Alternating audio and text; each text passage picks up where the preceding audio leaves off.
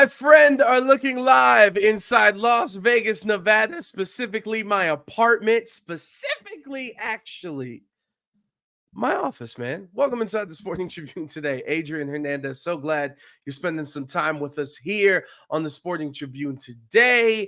And it's a big weekend here in Las Vegas, which is where this show is done, which is why the green screen is the Las Vegas Strip.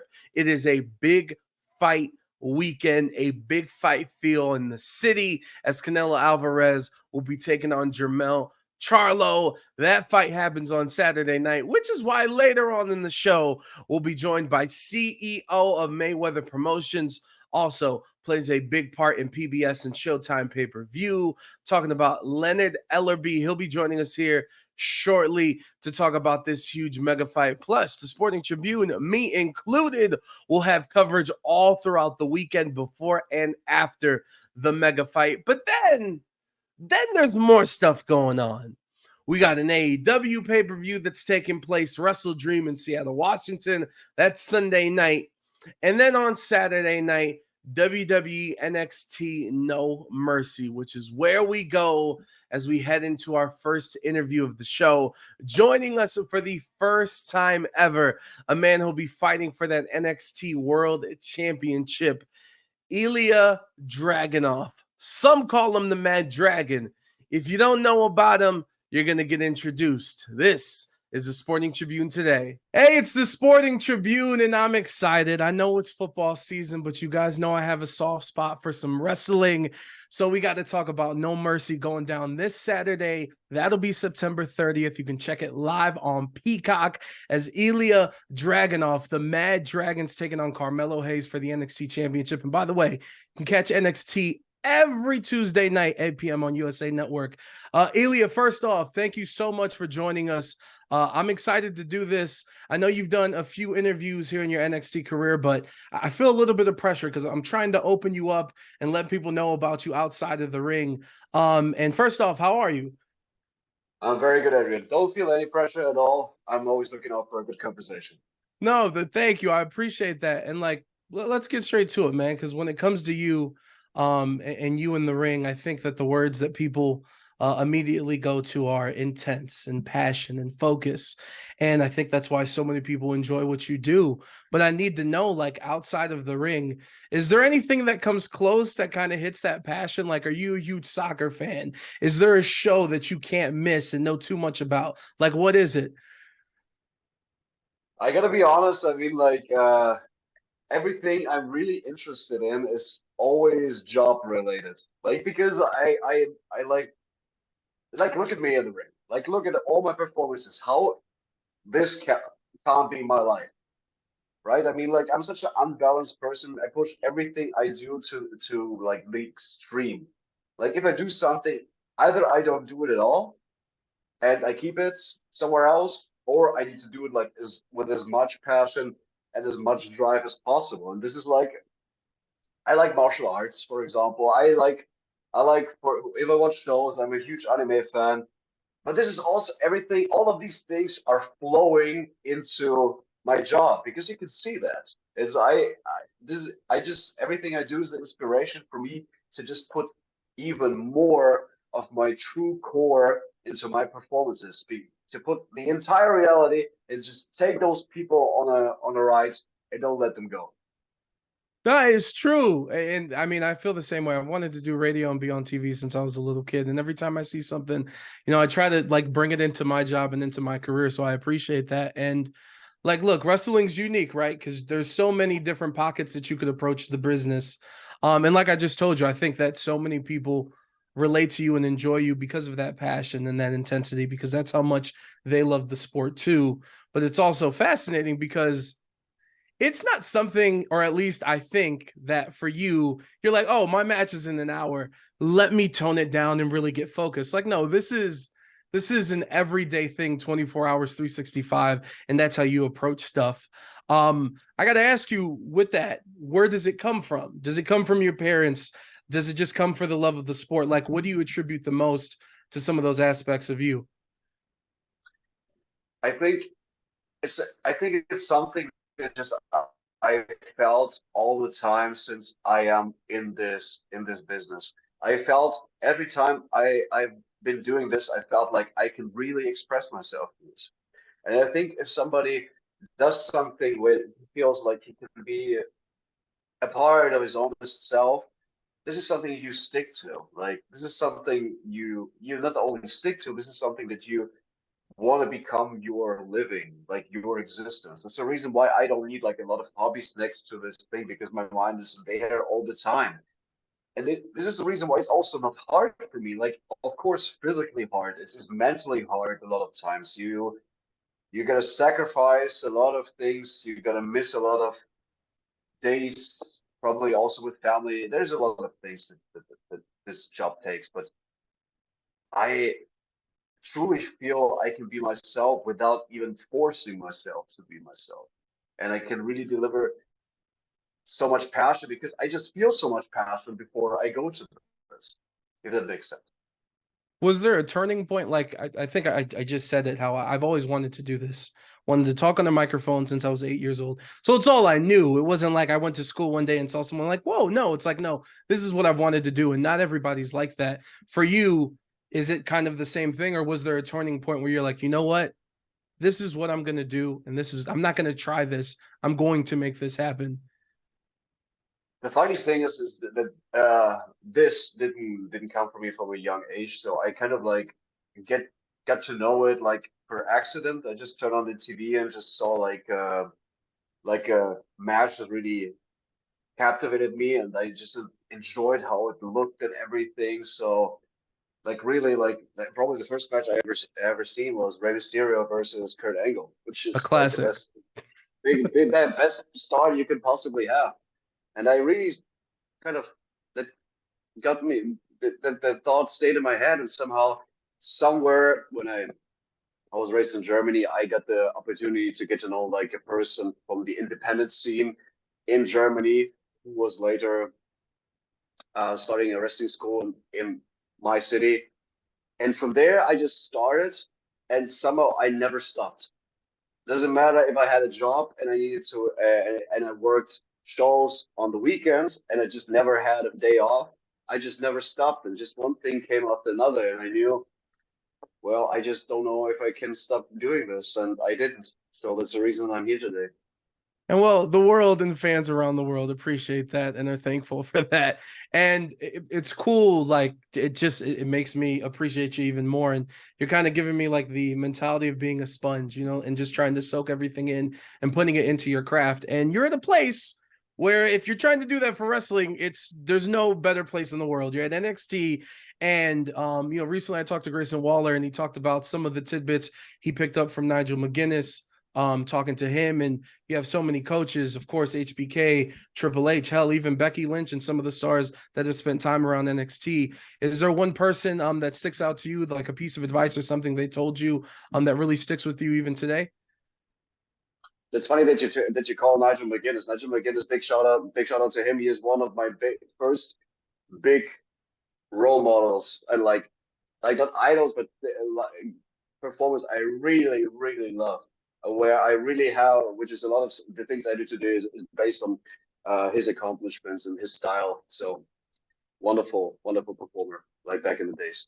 Um, Today, I just feel there's a lot of things. I mean, like just look at like the person running the place, like Shawn Michaels was such a unique performer he has been. Like everything he did was just entirely his own. And to accomplish that because it's just so hard. It is so hard to be different than anybody else because just from a performance standpoint, it is I think it is easier to be good in the ring, but it is very hard to be uncomparable in the ring, if that makes sense. No, it does. So and this is something he, for example, accomplished. And this is something that I try to do all the time. It's not like it's performance art if you do it right. So if you do everything in a certain different way and in a way only you can do them, if you handle yourself in a way only you can do that, I think this is like the biggest thing you can possibly accomplish in this industry. Well, the thing I love about it, it's a craft where you're telling a story with your body. And I'm curious because you've gone viral the past couple weeks, not just because of your ring work, but that intensity. People are really worried about your veins popping out of the skull. Have you seen some of these screenshots and things? Like, have you seen this? I did, and I was thinking how perfect a situation can possibly be. Like how often this picture came up on my timeline and on my post was ridiculous. But I don't know how I do this, and I don't know if I can do this again. But like somehow, I don't know. I sometimes I get very dehydrated before I go into the ring. I don't know why. Probably I just need to drink more water during the day, but I kind of like always in my thoughts. But I think this is a major thing. Like my face is probably the thing that gets me the furthest, expressive wise.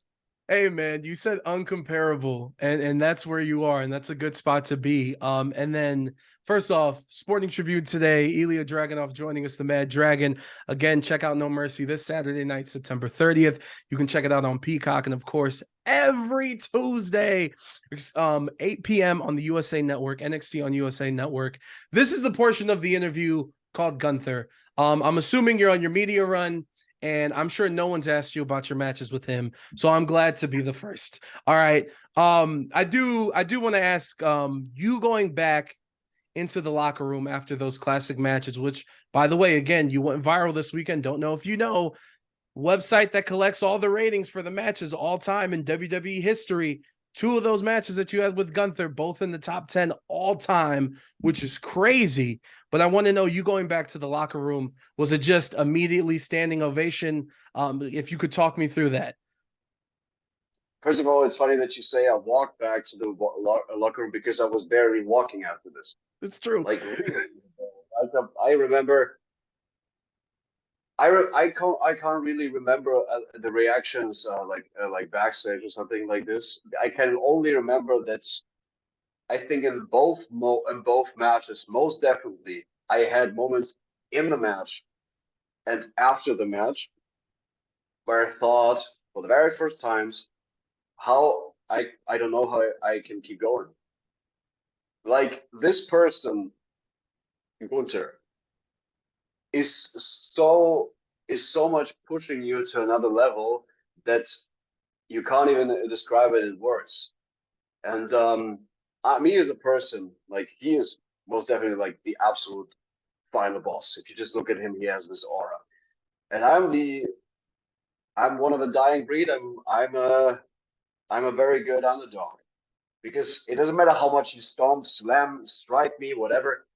You're not gonna keep me down. There's no way you can do this until I really collapse in the middle of this ring and bring this both things together. Well, it is the most exhausting, hard performance that you can possibly deliver because both parties they just feel it. They just feel it.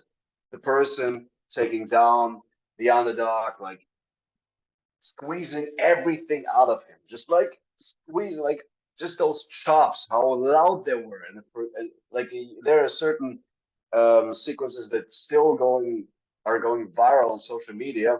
As they Just with should. some just some chops that were so loud. That were so loud. And this feeling like getting this is like it just takes the entire oxygen out of your body. But this is like a roller coaster ride. Like people just were feeling it from beginning until the end of those matches. And just to describe how much this taught me and made me the version I am today, I can't find words for this. So, and I think you answered my next question. I think you answered it in your response. Like what you learned about yourself as a performer during that match was a new level of what your limit is. Is that safe to say? Definitely, and I think and it gives me a lot of proof for what I have been doing already. But it taught me just so much more, like physicality, right? Physicality is something. There's a lot of ways to get over with the audience, and sometimes it's just like little things, just like things you never would think about. A certain persona, a certain way to talk. Like there's so many ways to get over in the industry. Like just you gotta find it. That's physicality. That is something everybody feels. That is something everybody reacts to. Like if you just hear those noises, if those shots land on you, nobody's gonna turn away and do something different. They're gonna pay the whole attention to you. And this is like probably my recipe for every performance I have in. Like you go in, deliver everything you have, be as passionate you can, and treat it like a real fight. And if you believe it, everybody in the audience will, and they have. They did that. And This isn't something that. and they will continue to do so. I am curious, those matches being so great and so historic, was there someone that reached out after the match that kind of surprised you and like, I can't believe they just hit me up, sent me a message, gave me a call? Was there somebody? Oh, this is a very good question. I know some people did, but I don't remember a specific. Oh yeah, I remember. It was on social media. A tweet from Kevin Owens after the second Gunter match at Takeover. Uh, and hey, sometimes you just exactly get those reactions that you want to get out of the performance. And I think he wrote, if there's one person who really deserved to hold the championship, that is, and that was my name, because especially in a championship fight, if you fight that hard that people really think at the end you deserve something. Like this is a very hard word. You didn't accomplish it. You deserved it. This is the best message you can get out of the fight. It's incredible. And before we get you out of here, we just have a few minutes. So I'm calling it quick hitters, just whatever comes to mind first. And we'll run through these to close this out. Ilya, I want to know what your first job was. At a pizza place in the kitchen work. Is it annoying going through TSA with a title belt? What was the question? Is it annoying having to go through TSA security for a flight with a title belt in your luggage and your carry-on? Oh no, it's just funny. They're like, what is this? Okay, two more. What does a cheat day look like for you? A gigantic pizza with a lot of chicken wings. Barbecue, mild, hot? What are we going with? You're intense. It has to be Yeah, like the hottest one, right? not only like let's say 50-50 barbecue and buffalo. Facts. I love it. And then last one, cooler moment for you. Seeing yourself as an action figure, seeing yourself in a video game. Which one was cooler? I think as an action figure because my son wanted immediately one. That was like a very cool reaction from him. Oh, that is incredible. Ilya, this has been enjoyable. Thank you. I know you've talked to a lot of people today. We appreciate the time, and we will catch you this Saturday night at No Mercy. Best of luck. Thank you very much, Adrian. I enjoyed it too. Yo, welcome back to the Sporting Tribune today here on Believe Sports. Be sure to follow us, which is why we have all our social medias all throughout the screens, ladies and gentlemen. And with that, let's send you over to myself. I got to talk to Leonard Ellerbe ahead of this Canelo Alvarez Jermell Charlo fight. Here's a couple minutes of it. And let's hop into the ring right now because you got a picture of some gentlemen right behind you that are going to be fighting Showtime pay-per-view. Be sure to order that fight immediately this Saturday night. And we'll go with the main talking point that I see a lot of people talking about, which is Jermell moving up in weight classes. To you, do you see that as a disadvantage? Because this, to be fair, this isn't something we've seen very often. Well, actually, in this particular case, because he has the frame and the skill set, the knowledge, he has an excellent coach. I personally think this is an advantage. They look at it as a disadvantage. Being able to walk around at your, a weight that you're very comfortable with. He's going to be super strong. He's going to be super strong. Now, will that negate Canelo's experience, his power, his skill set? We got to see Saturday night.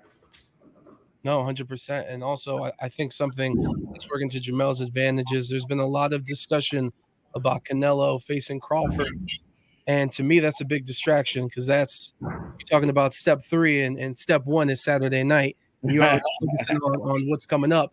To you, do you see it the same way? Because there's a lot of conversation, a lot of people Yeah, asking. I don't think that Canelo's at the level where I think that a lot of that is just kind of noise. You know, he's been, this ain't his first rodeo. He's been in these big fights before. So, you know, he's kind of mastered, you know, how his approach, and this is a business, and also, you know, he's very good at what he does. So I'm sure he's able to tune out the noise, and just be able to stay locked in on what he's got, because this will be no cakewalk for him, in my No, opinion.